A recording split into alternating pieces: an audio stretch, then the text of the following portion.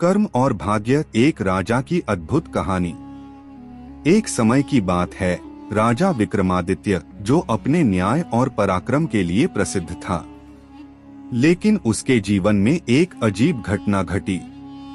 वह जब भी किसी शुभ कार्य को शुरू करता, कोई न कोई अनहोनी हो जाती।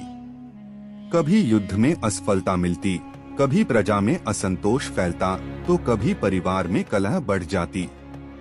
यह देखकर वह चिंतित हो गया और एक सिद्ध संत के पास पहुंचा।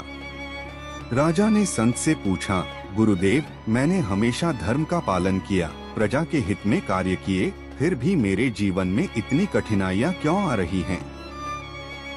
संत मुस्कुराए और अपनी दिव्य दृष्टि से राजा के पूर्व जन्म को देखने लगे। फिर उन्होंने गहरी सांस ली और बोले, राजन, तुम्हारे वर्तमान जीवन की परेशानियों की जड़ तुम्हारे ही पिछले जन्म के कर्म हैं। संत ने बताया कि पिछले जन्म में राजा एक धनी साहूकार था, लेकिन वह बहुत कठोर हृदय का था। एक दिन एक गरीब ब्राह्मण उससे कुछ दान मांगने आया, लेकिन उसने ब्राह्मण को अपमानित कर भगा दिया। ब्राह्मण ने दुखी होकर कहा, तू इतना घमंड कर रहा है अपने धन पर?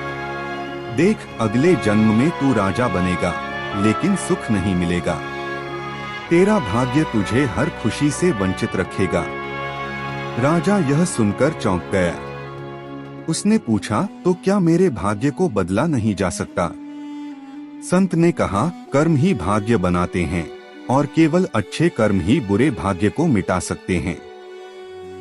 अगर तुम अपनी प्रजा के प्रति निस्वार्थ सेवा करोगे, गरीबों की मदद करोगे और सच्चे हृदय से प्रायश्चित करोगे, तो तुम्हारे बुरे कर्मों का प्रभाव कम हो जाएगा।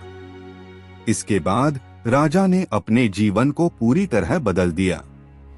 उसने अपनी प्रजा के लिए अन्नदान शुरू किया, निर्धनों के लिए आश्रय बनवाए और सभी से प्रेम पूर्वक व्यवहार करने लगा।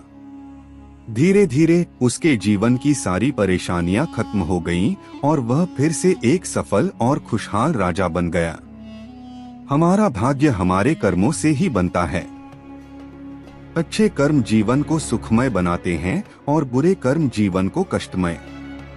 इसलिए हमेशा अच्छे कर्म करें, क्योंकि वही भविष्य को संवारते हैं।